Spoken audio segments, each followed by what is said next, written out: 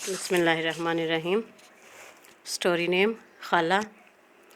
दुल्हन के पहुंचने से पहले खाला, छोटी ममानी और सुरैया ने घर पहुंचकर बहू के इस्तकबाल की तैयारी कर ली थी।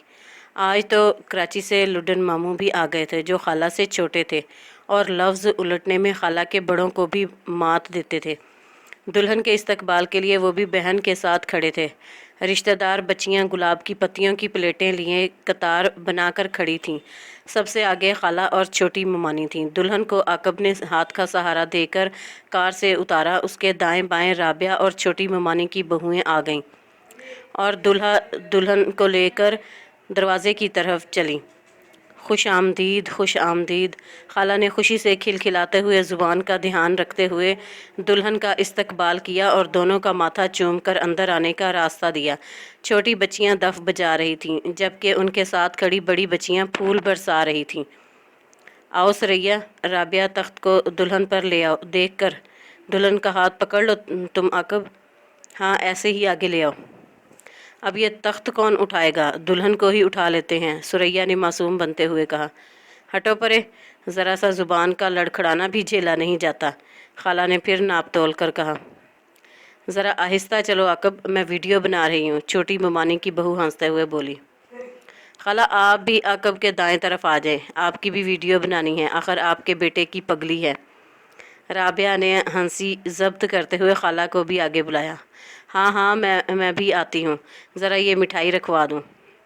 मिठाई मैं रखवा देती हूँ पुप्पो, आप यहाँ आ जाएं। सुरैया तेज़ी से बावर्ची खाने की तरफ चली।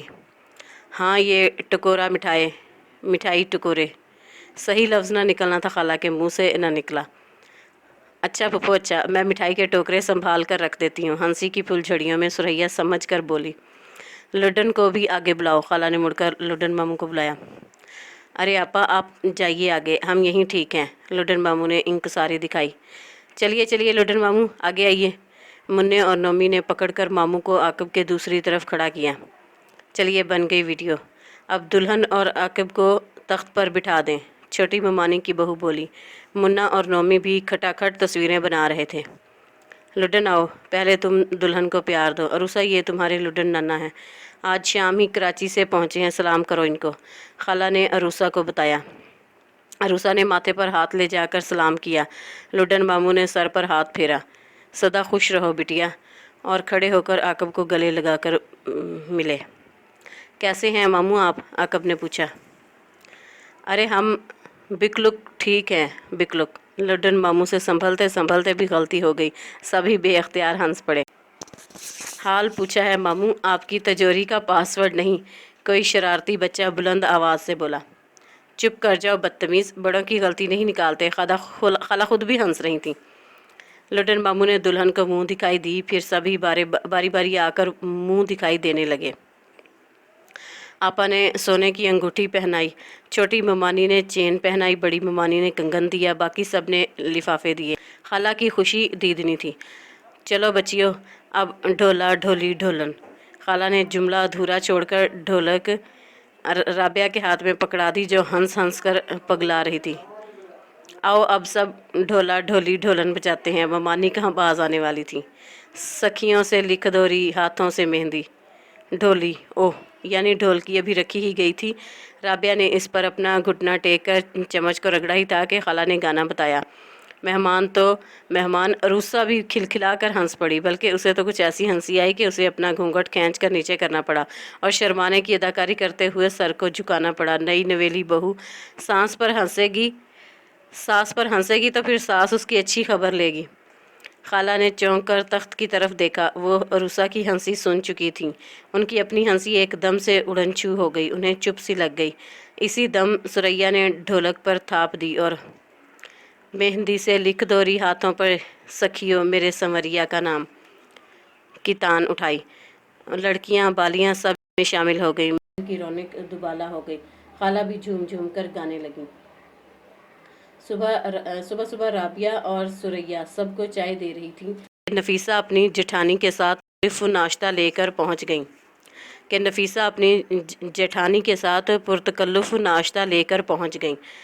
सलाम खाला, नफीसा ने खाला को गले लगाया। वालेकुम। خالہ کی زبان وعلیکم پر بل کھا گئی تھی۔ انہوں نے سلام کو درمیان میں ہی چھوڑ دیا۔ سلام لڈن ماموں۔ نفیسہ نے ماموں کے آگے سر جھکایا۔ جیتی رہو، بچی کی شادی مبارک ہو۔ ماموں نے سر پر ہاتھ پھیرا۔ شکریہ ماموں، بڑی خوشی ہوئی آپ کے شادی میں شمولیت کی۔ نفیسہ نے ماموں کے پاس ہی بیٹھنے کی جگہ بنائی۔ سریا اور رابعہ ناشتہ سنبھالنے چل دیں۔ ارے ہم کو تو جیسے ہی نیوتا ملا چل پڑے کہ بچوں کی شادی کے موقع پر سبھی رشتہ داروں سے ملنا ملانا ہو جائے گا۔ وہ تو کہو ٹرین لیٹ ہو گئی، ورنہ ہم سویرے ہی پہنچ جاتے۔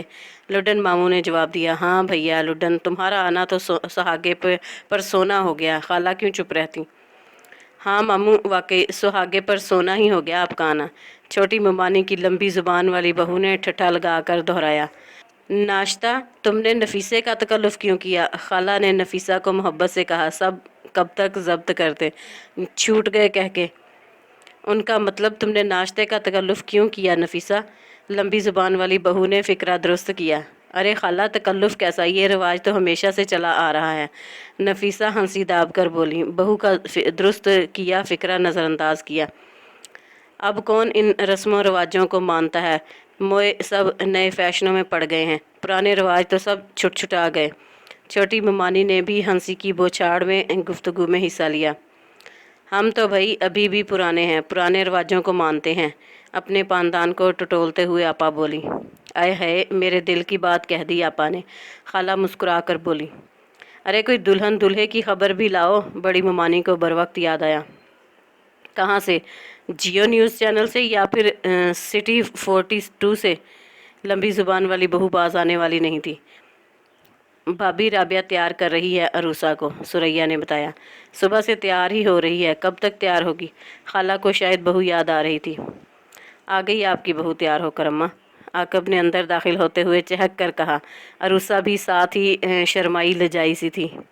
السلام علیکم، دونوں نے بیک وقت جھک کر سلام کیا۔ خالہ نے فوراً اٹھ کر بہو کو پیار کیا اور کرسی پر لا بٹھایا۔ منّے نے فوراً عاقب کے لیے کرسی لا کر بھابھی کے ساتھ رکھ دی۔ بچیوں نے جھٹپٹ ناشتہ لگا دیا۔ ہنسی مذاق کرتے ہوئے سب ناشتہ کرنے لگے۔ دوپہر میں رابعہ عروسہ کو پارلر لے گئی۔ جامنی جوڑے میں غضب کا نکھار آیا تھا عروسہ پر۔ عاقب بھی سیاہ سوٹ میں جچ رہا تھا۔ ولیمے کی رونق اپنے عروج پر تھی۔ خالہ بھی آسمانی بنارسی ساڑی پہنے ادھر ادھر مہمانوں سے مل کر آداب مہمانی ادا کر رہی تھیں۔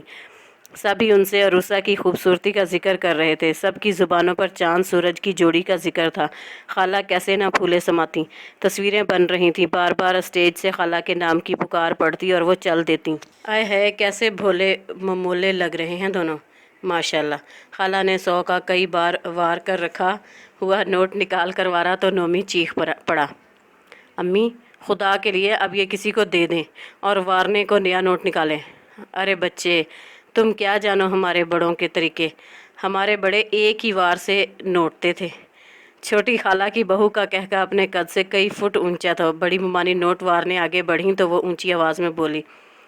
آپ بھی ایک ہی وار سے نوٹ دیں، بلکہ ایک ہی وار سے لوٹ لیں، سب لوٹ لیں بھائی۔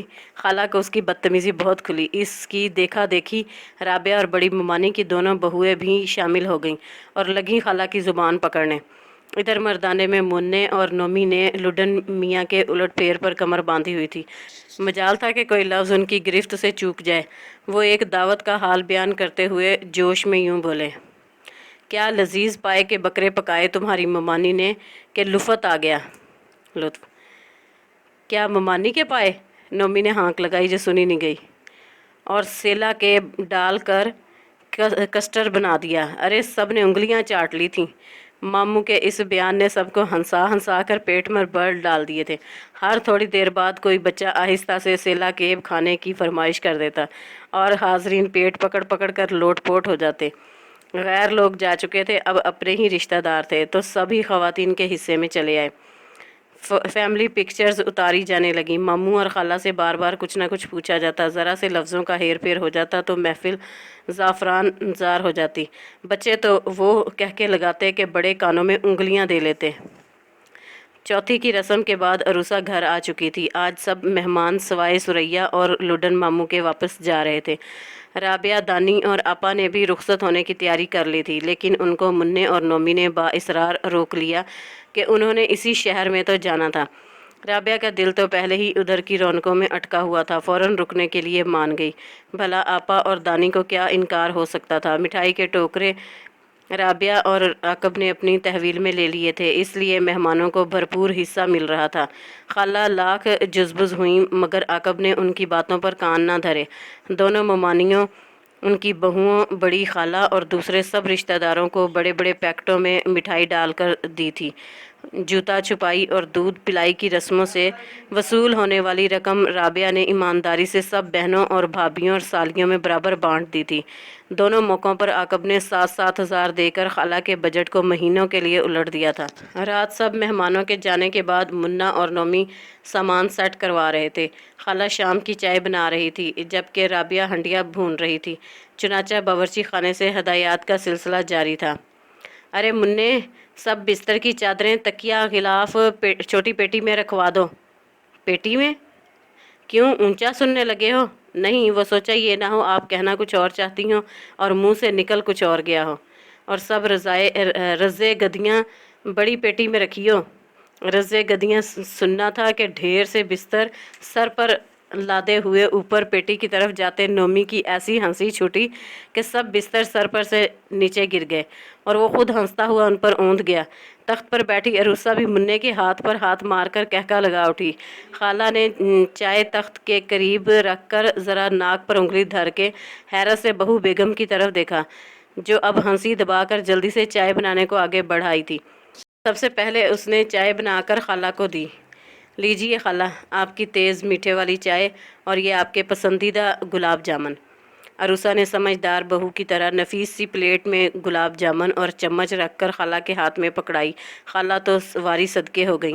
अरूसा के हंसने से जो दिल में मैल आया था हवा हो गया। जल्दी से सर पर हाथ फेर कर दुआ दी।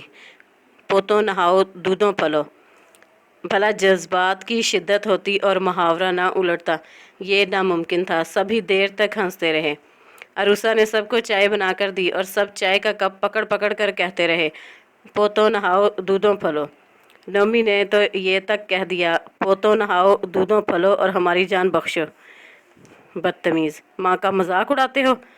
माँ ने बदतमीज़ औलाद की खबर ली। नोमी भी सब सिमटवा कर आ गया था। राबिया ने भी शाम के लिए हंडिया बना ली थी, सो अब रावी चैन ही चैन लिखता था। अब सब ने लुडन मामू के गिर्द घेरा डाल लिया और इसरार करने लगे कि इन दिनों के वाक़यात सुनाइए जब आप शेर के शिकार को जाते थे। मामू की तो दिली मुराद भर आई थी, लेकिन बज़ाहिर इनकार करने लगे। सुनाइए ना लुडन मामू। आकब ने उनके घुटने पर हाथ रखा। अरे 20 शिकार किए हैं हमने, लेकिन हमारी आदत कहाँ है शोबाजी वगैरह की। मामू ने ना चाहते हुए भी ऊपरी दिल से इनकार किया, वरना मन तो ऐसा था कि ऐसा नक्शा खींचो कि जंगल से शेर भागा भागा फिरता जान बचाता दिखाई दे। सुना दो ना लुडन बच्चे, कितनी मोहब्बत से इसरार कर रहे हैं। खाला के कहते ही लुडन मामू ने 3-4 मरतबा गला खनखार कर यूँ साफ़ किया जैसे माइक को ठोक बजाकर सेट किया जाता है। हाँ, तो ये वाक़या जब का है जब हम नवाब ऑफ ढोलकपुर के साथ शिकार पर गए थे। हम उनकी शिकार की टीम के निगरानी आला थे। ढोलकपुर के साथ साथ घना जंगल था। गर्मियों के दिन थे। शिकार के शेर का प्रोग्राम बन गया। मुंह बंद करके हंसने पर भी खीखी की आवाज़ें सब तरफ से आईं। इससे पहले कि मामू का मुंह बनता, आकब और नोमी ने उनके घुटने पर हाथ रखकर अपने होंठों पर उंगली रख ली। मामू आप बोलते रहें, फिर क्या हुआ? हाँ, तो सब सामान जीपों पर लाद कर हम जंगल को निकल चले। तोशादान लजीज खानों से भरे हुए थे। शिकार के चारे के लिए बकरियां थी, मचान बांधने का सामान, खैमे लगाने का सामान, सब सामान 4-5 जीपों में लदा था। हम नवाब साहब के अलावा 20-25 लोग थे। एक जीप में हम और नवाब साहब थे। पुरलुफ़त गुफ्तगू जारी थी। खाला के घूरने पर सब ने अपनी अपनी हंसी दाब ली। पुरलुफ़त पर हम बातों में इस कदर मशगूल थे کہ جنگل کے آنے کا پتہ ہی نہ چلا۔ جیپ رکی تو ہم نے دیکھا کہ ہم بیچ جنگل میں پہنچ چکے تھے۔ نوکروں نے دیکھ داکھ کے پہلے ہی مناسب جگہ طے کر رکھی تھی۔ انہوں نے جلدی جلدی کرسیاں نکال کر ہمیں بیٹھنے کے لیے دیں اور خود خیمے نصب کرنے لگے۔ خیمے نصب کرنے تک شام کا جھٹپٹا پھیل گیا تھا۔ نوکروں نے لذیذ حلوے کے ساتھ چائے پیش کر دی۔ چائے پینے کے بعد 2 مچانیں باندھ دی گئیں۔ اب جو ہے اندھیرا گہرا ہو چکا تھا۔ ہم اور نواب صاحب ایک مچان پر اور دوسری مچان پر 3 اور بندوق بردار چڑھ کر بیٹھ گئے۔ مناسب فاصلے پر موجود بکری کے ساتھ درخت کو باندھ دیا گیا۔ یعنی شیر کا چارہ بکری؟ تو آپ وہاں کیا کرنے گئے تھے؟ اب کہ کسی کا کہہ کر رک نہ سکا، یہاں تک کہ خالہ بھی ہنس پڑی۔ چپ کر کے سنو گے یا نہیں؟ وہ برا مان رہے تھے لیکن کہانی پوری سنانا چاہتے تھے۔ ارے لڈن، اب بچوں کے ہنسنے کی چھوڑو، تم قصہ کہو۔ غنیمت ماموں نے قصہ بڑھایا۔ نوکروں نے وقت پر بالٹیاں، ٹین اور کنستر بجانے شروع کر دیے تاکہ شکار کو گھیرا جا سکے۔ قسمت ہماری ایسی اچھی تھی کہ ہمارا شکار اسی روز ہماری طرف آ نکلا۔ کیا ہی عمدہ اور تندرست باغ تھا۔ بکری خوف سے منمنا رہی تھی، ہمارے بھی رونگٹے کھڑے ہو گئے تھے۔ حالانکہ یہ ہمارا پہلا شکار نہیں تھا، مگر سچ بات ہے ایسا نر جانور دیکھ کر جو ہے وہ الگ ہی ہیبت طاری ہو گئی تھی۔ چاندنی میں باغ کا قد نمایاں تھا، سنہری آنکھیں چمک رہی تھیں۔ نواب صاحب نے لبلبی پر ہاتھ رکھا ہوا تھا۔ ادھر بکری نے باغ کی طرف قدم بڑھائے۔ ماموں کی آواز کے ساتھ زیر و بم میں محو کسی کا دھیان غلطی کی طرف نہ گیا۔ شکر الحمدللہ۔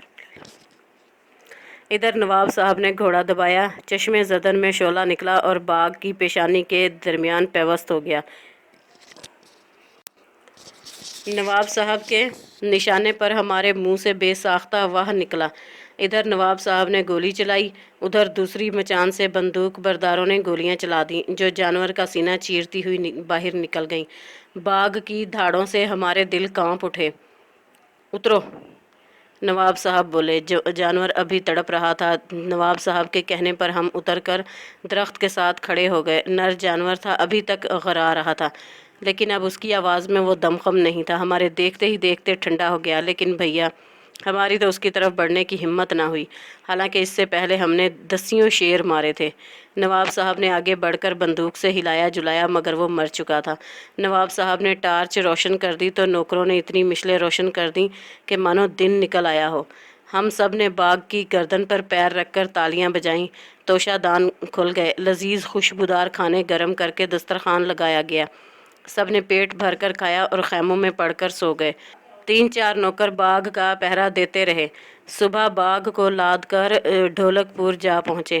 وہاں ایسا شاندار جشن منایا گیا کہ لوگوں نے انگلیوں تلے دانت داب لیے۔ سب نے ہاتھوں میں منہ داب کر اپنے کہکے دبانے چاہے، لیکن کہکے بے اختیار پنچھیوں کی طرح جبڑوں کی پنجرے سے آزاد ہوتے گئے اور در و دیوار لرزنے اور جھومنے لگے۔ بچے تو تالیاں تک بجا رہے تھے۔ کیا باغ گھڑا ہے ماموں، کیا باغ کیا ہے۔ نومی کا ہنس ہنس کر پیٹ میں درد ہو چکا تھا۔ یہی حال باقی سب کا تھا۔ شادی کے گھر کی رونق دوبالا ہو چکی تھی۔